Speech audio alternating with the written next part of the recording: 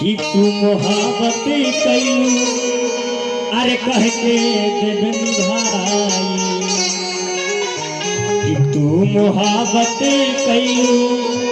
अरे कह के देबे निभाई आज काहे गइलू तू भुलाई तू मोहब्बत कइलू कह के देबे निभाई तू मोहब्बत कइलू कह के देबे निभाई आज काहे गइलू तू भुलाई तू मोहब्बत कइलू कह के देबे निभाई आज काहे गइलू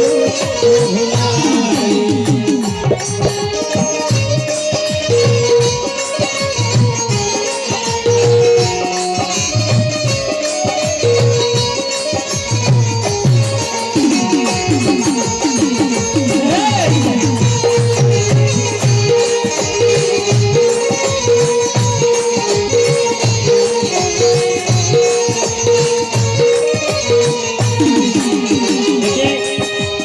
शिवानी के पिता शिवानी के पापा जी नटवार बाजार मऊ बिहार देवगा काला के धरती से शिवानी के पापा की तरफ से 500 पुरस्कार बा हमारा हार्दिक हार्दिक अभिनंदन बाबू के कहे के बाद फागुन में फरका जन सुतावे बबुआ के पापा फागुन में फरका जन सुतावे बबुआ और बबुआ में फरका जनी अरे सुतावे बबुआ के पापा सब लोग